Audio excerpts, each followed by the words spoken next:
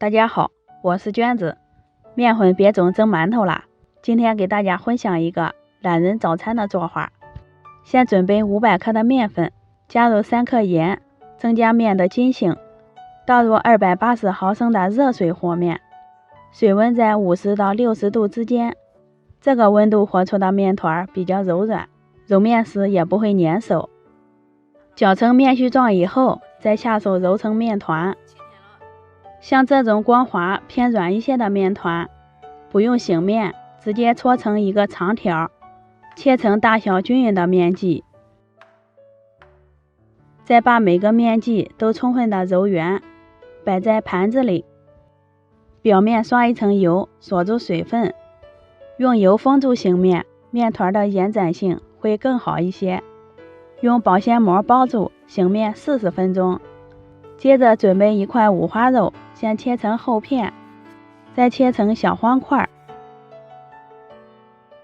凉水倒入五花肉，加入葱段、姜片，倒点料酒去腥，开大火煮开。水开以后撇去里面的血沫，再煮上5分钟。捞出来以后呢，倒在砂锅里面。这是我准备的大料，还有几块冰糖，倒进砂锅里，加入多一些的生抽、老抽、料酒，最后倒入温水没过食材，盖上盖子，开大火烧开。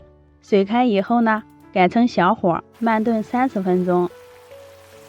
这会儿面团也醒好了，取出来放面板上按扁，将面饼重叠起来。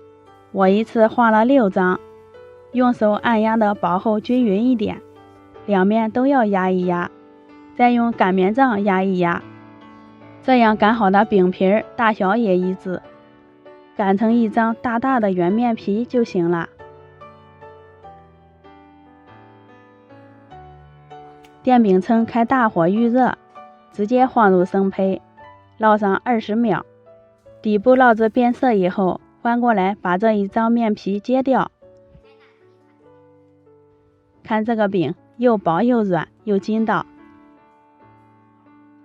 20秒以后再翻面，这一张也熟了，继续给它翻面，一直将这几张饼全部烙完。